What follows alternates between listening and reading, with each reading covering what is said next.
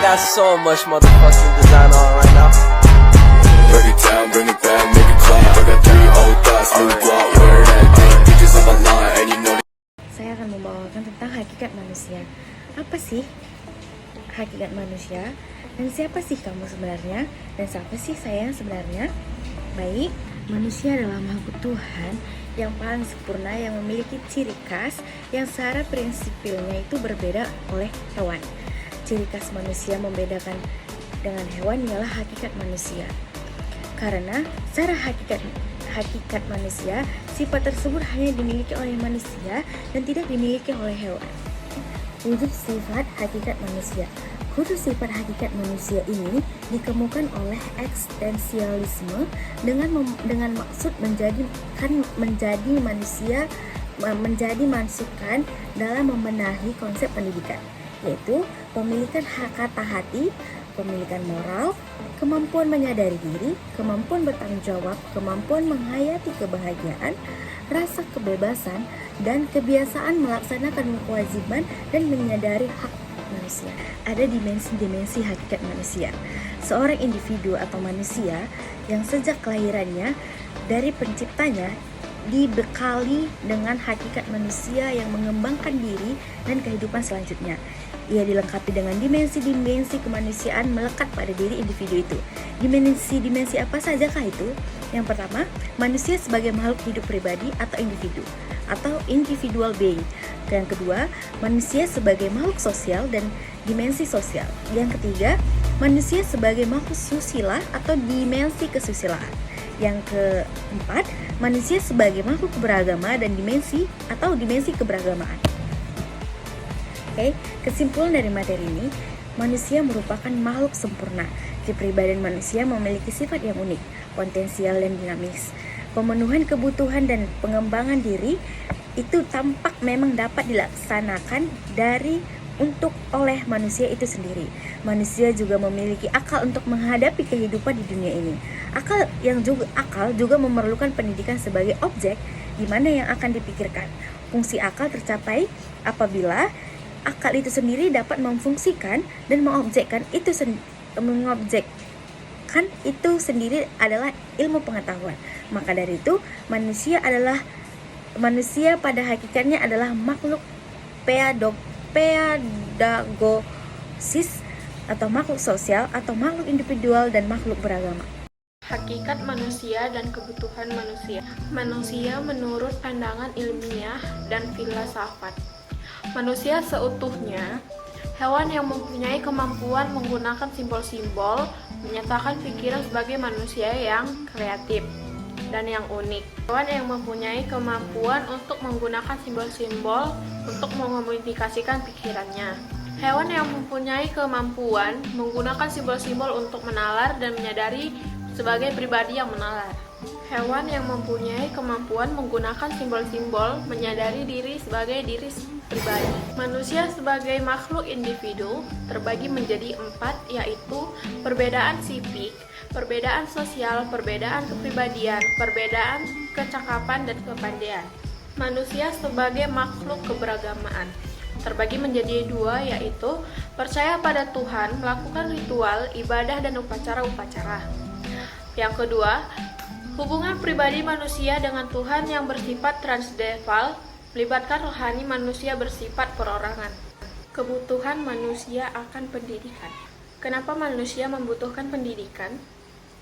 Anak manusia lahir dengan bermacam-macam potensi. Agar potensi sebagai modal perkembangan, maka perlu bantuan, bimbingan, dan pengarahan dari orang-orang yang bertanggung jawab. Pendidikan bertujuan membantu bagaimanakan potensi ke arah yang lebih baik. Pendidikan tidak hanya berarti penyampaian pengetahuan, tetapi merekomendasikan nilai-nilai. Manusia tidak akan menjadi manusia kalau tidak dibesarkan dalam lingkungan manusia.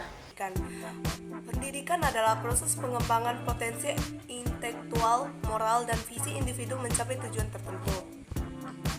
Tujuan pendidikan ada 3, yaitu membentuk karakter, menciptakan keberagaman, pengetahuan, dan keterampilan. Membentuk karakter itu bertujuan untuk membentuk karakter dan kepribadian individu. Menciptakan keberagaman itu kreatif, minat, dan bakat individu tersebut. Pengetahuan dan keterampilan itu tujuannya adalah memberikan pengetahuan dan keterampilan sebanyak mungkinnya ke individu tersebut. Peran guru dalam pendidikan ada 3, pemadu belajar, inovator, dan pendidikan penciptaan lingkungan belajar. Guru berperan sebagai pemadu belajar yang mengarahkan siswa dalam memahami materi pembelajaran dan mengembangkan kemampuan konektif mereka. Inovator guru berperan sebagai mendorong siswa untuk terus-menerus belajar dan berpartisipasi. Menciptakan lingkungan belajar itu, guru menciptakan lingkungan belajar yang kondusif bagi perkembangan intelektual dan sosial siswa. Peran guru dalam pendidikan itu ada 3, yaitu aktivitas berpartisipasi, motivasi diri sendiri, dan bekerja sama. Aktivitas berpartisipasi itu seperti contoh belajar mengajar, dan bertanya, berdiskusi, dan memberi pendapat. Motivasi diri sendiri itu memiliki moto atau belajar mencapai prestasi yang optimal. Bekerja sama itu juga belajar sesama kelompok untuk mencapai tujuan bersama. Kebutuhan pendidikan dalam masyarakat itu ada 3 juga: peningkatan kualitas hidup, pemberdayaan masyarakat, pengentasan kemiskinan. Pendidikan sebagai upaya perubahan sosial itu 3 juga: identifikasi tantangan, mengembangkan pemahaman, melaksanakan program. Melakukan identifikasi tantangan yang dihadapi masyarakat dan mengidentifikasi perubahan diperlukan. Mengembangkan pemahaman masyarakat tentang pendidikan sebagai alat perubahan sosial. Melakukan perubahan pendidikan yang berfokus pada perubahan sosial. Landasan pendidikan dan asas-asas pendidikan. Pengertian landasan pendidikan. Secara leksikal, landasan berarti tumpuan, bisa jadi dasar atau alas. Macam-macamnya yaitu terdapat 3. Yang pertama, landasan filosofi. Yang kedua, landasan sosiologis. Yang ketiga, landasan yuridis. 1. Landasan filosofis. Filsafat pendidikan nasional Indonesia berasal dari nilai-nilai budaya yang terkandung pada Pancasila. Dengan landasan filosofis ini, peserta didik dipandang sebagai makhluk yang berharkat, bermartabat dengan dukungan pendidikan. Yang kedua, landasan sosiologis yang diartikan sebagai politik sebagai peranatan kemasyarakatan, kebudayaan, masyarakat, dan konstruksi sosial. 3. Landasan yuridis. Penyelenggaraan pendidikan nasional perlu didasarkan pada perundangan berlaku pada negara tersebut. Hal ini sangat penting karena hakikatnya pada pendidikan adalah mewujudkan dari kehendak Undang-Undang Dasar tahun 1945. Asas pendidikan. Asas pendidikan merupakan suatu kebenaran yang menjadi dasar atau tumpuan berpikir. 3. Asas pendidikan di Indonesia. 1. Asas Teuku Uri Handayani. 2. Asas belajar sepanjang hayat. Dan yang ketiga, asas kemandirian dalam belajar. 1. Asas Teuku Uri Handayani adalah asas yang berlaku hingga kini. Asas ini berasal dari asas Taman Kanak dikemukakan oleh Ki Hajar Dewantara. Merupakan asas yang membebaskan siswa untuk berkembang, mencari tahu banyak hal yang mereka ingin tahu. 2. Asas belajar sepanjang hayat. Asas ini dikatakan sebagai proses belajar seumur hidup, karena pada dasarnya manusia selalu menginginkan berkembang mengikuti pengembangan zaman.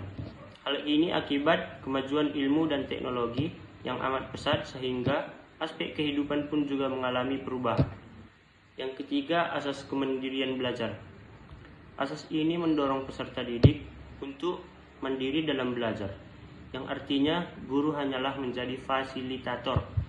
Fasilitator adalah peserta didik diharap mampu menjadi peserta didik yang aktif. Dan Guru-guru hanya menerangkan, memberi tugas, serta yang lain-lain. Kesimpulannya, pendidikan selalu berkaitan dengan manusia dan hasilnya tidak segera tampak. Diperlukan satu generasi untuk melihat suatu akhir pendidikan itu. Oleh karena itu, apabila terjadi satu kekeliruan, maka berakibat kegagalan. Pada umumnya sudah terlambat untuk memperbaikinya. Kenyataan ini menuntut agar pendidikan itu dirancang dan dilaksanakan secermat mungkin dan memperhatikan sejumlah landasan dan asas pendidikan.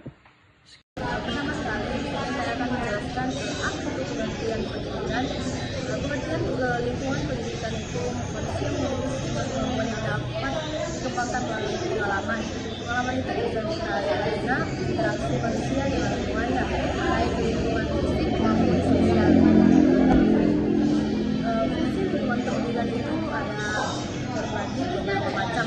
Yang pertama, fungsi lingkungan pendidikan pada bagi diri sendiri. Pendidikan berfungsi menyiapkan dirinya agar menjadi manusia secara utuh dapat memberikan tugas pendidikan.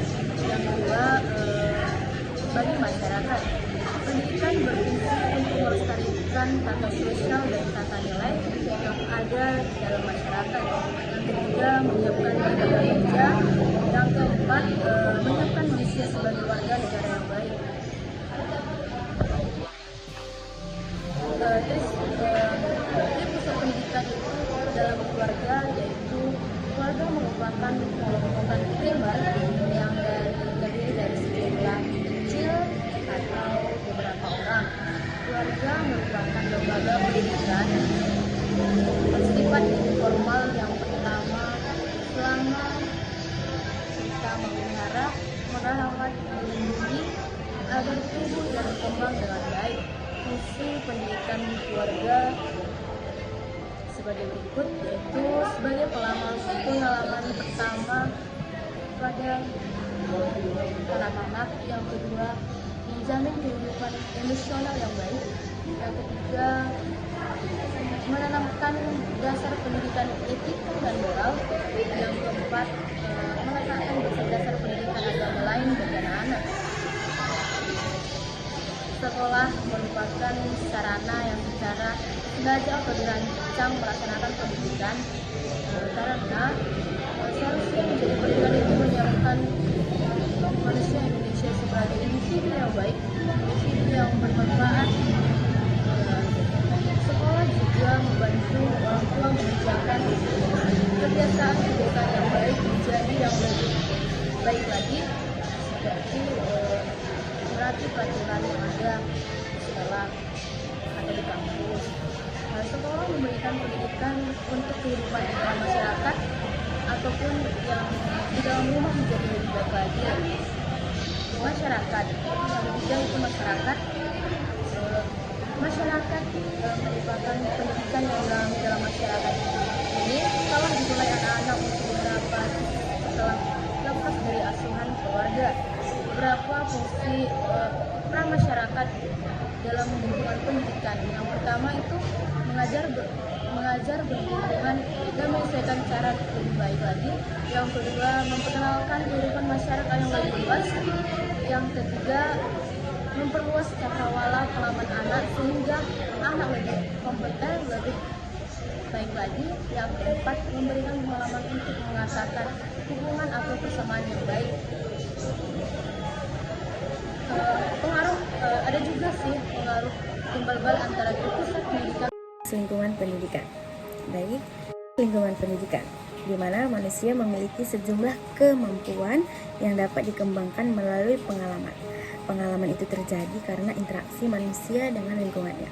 Interaksi manusia dan lingkungannya itu secara efisien dan efektif, itulah yang disebut dengan pendidikan. Latar tempat berlangsung pendidikan itu disebut juga lingkungan pendidikan, khususnya pada lingkungan utama perpendidikan, yaitu keluarga, sekolah, dan masyarakat. Lingkungan pendidikan di keluarga. Keluarga merupakan pengelompokan primer yang terdiri dari sejumlah kecil orang yang karena hubungannya semeda atau sedarah. Keluarga terdiri dari ayah, ibu, dan anak-anak. Menurut Ki Hajar Dewantara, Suasana kehidupan keluarga merupakan tempat yang sebaik-baiknya untuk melakukan pendidikan seorang terpendidik individu maupun pendidikan sosial. Dalam Undang-Undang RI Nomor 1 Tahun 1999 tentang Sisdiknas yang menegaskan fungsi peran keluarga dalam pencapaian tujuan pendidikan, yakni membangun manusia Indonesia yang seseutuhnya. Nah, yang ketiga, lingkungan pendidikan itu ada di sekolah. Sekolah merupakan saran yang secara sengaja dirancang untuk melaksanakan pendidikan. Sekolah seharusnya menjadi pusat pendidikan untuk menyiapkan manusia Indonesia sebagai individu warga masyarakat, warga negara, dan warga dunia di masa depan, yang mana secara bertahap sekolah dikembangkan menjadi suatu tempat pusat latihan atau training center manusia Indonesia di masa depan. Satu alternatif yang mungkin dilakukan sesuai situasi dan kondisi sekolah di antara lain, yang pertama, pengajar yang mendidik. Yang kedua, peningkatan atau penetapan pelaksanaan program bimbingan dan penyuluhan BP di sekolah. Nah, yang ketiga, pengembangan perpustakaan sekolah menjadi suatu pusat sumber belajar atau PSB. Yang keempat, peningkatan atau penetapan program pengelolaan sekolah. Ada lingkungan pendidikan di masyarakat. Dalam konteks pendidikan, masyarakat merupakan lingkungan keluarga dan sekolah. Corak dan ragam pendidikan yang dialami dalam masyarakat ini meliputi segala bidang, baik membentuk kebiasaan-kebiasaan, pembentukan pengertian-pengertian, atau pengetahuan. Sikap ini dapat diminati maupun pembentukan kesusilaan atau keagamaan. Kaitan antara masyarakat dan pendidikan dapat ditinjau dari 3 segi, yaitu yang pertama, masyarakat sebagai penyelenggara pendidikan, yang kedua, lembaga-lembaga kemasyarakatan dan atau kelompok sosial di masyarakat, baik langsung atau tidak langsung ikut mempunyai peran fungsi edukatif. Yang ketiga, dalam masyarakat tersedia berbagai sumber belajar baik dirancang